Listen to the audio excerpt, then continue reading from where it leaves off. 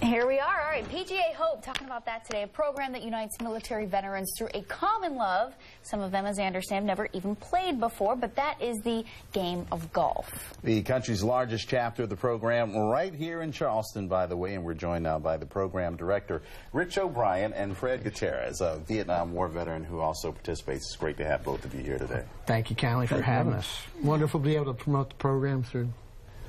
Well, tell us about the program, first of all, PGA Hope. Well, PGA Hope is a program that stands for Helping Our Patriots Everywhere. It's a golf therapy program designed to help veterans with various injuries, illnesses, or challenges.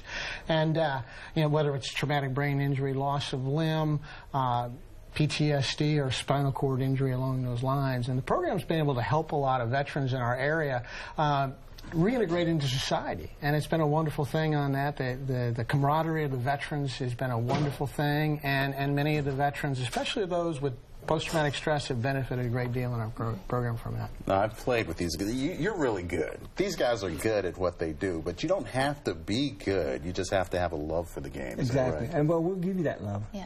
Once we introduce you to it, we'll find your strengths and your weaknesses, and we'll build on we'll build up your weaknesses. Gotcha. Your strengths will remain that.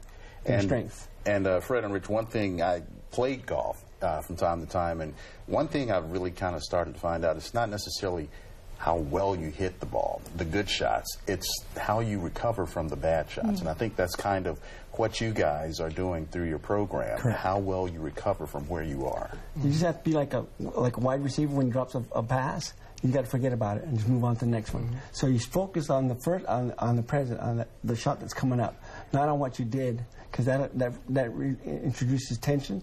So focus on what you're doing on this shot. And that keeps you in the present and have more fun, and you can laugh at each other.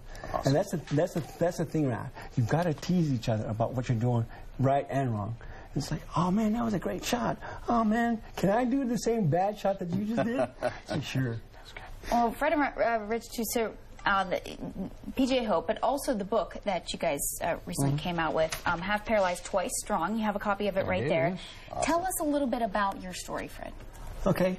Basically, I grew up kind of a hard life. So the school of hard knocks, kind of like they used to say. And then after 22 veterans commit suicide every day. And on May 18th, 1996, suffering from my PTSD and my demons, I tried to commit suicide as well.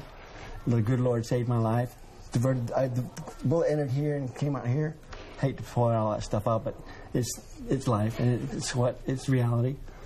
And that's what our book is about. It talks about my testimony. I got to go to hell and heaven and hell, and got to go before God. He judged me. He sent me back, and he said, find your ministry, find your purpose, and that's what I did through PGA Hope. We started this chapter to help others, hopefully have that hope at the end of the tunnel, and not do what I did. And last year, between Rich and I, 8 veterans came and told us that with this program, because of this program, they did not commit suicide. And that's what I was going to ask you. How successful is it? How many people come up to you and tell you, hey, thanks for what you're doing? Yeah. So far it's been 8 in our program, and now there are 80 places around the country, 80 golf courses in this country that have a program going on that can spread across the country, where ours is the model program.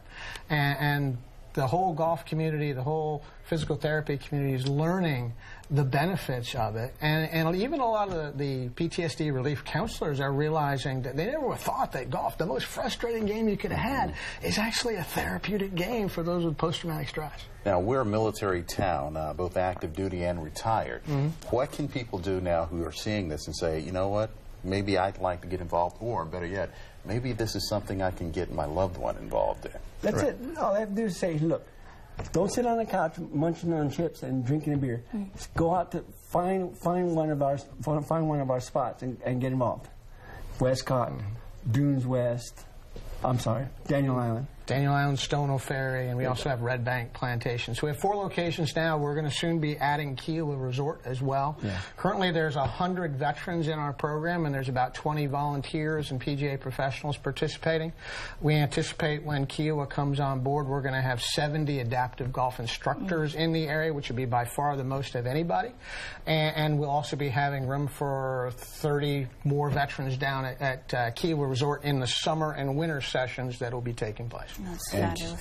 And keep in mind, it's not just for veterans with disabilities that you can see, but veterans with disabilities you can't see as well. Correct. Yeah, like myself, I had a traumatic brain injury. I had a stroke and an aneurysm after my accident. You know, people don't think I was sick a day in my life, but from a standpoint, definitely the hidden injuries, traumatic brain injuries, post-traumatic stress need to have help as well. Thank you both for joining us. Go out and get that help. Here's a link to the information here. Go to our website, live5news.com, to get more.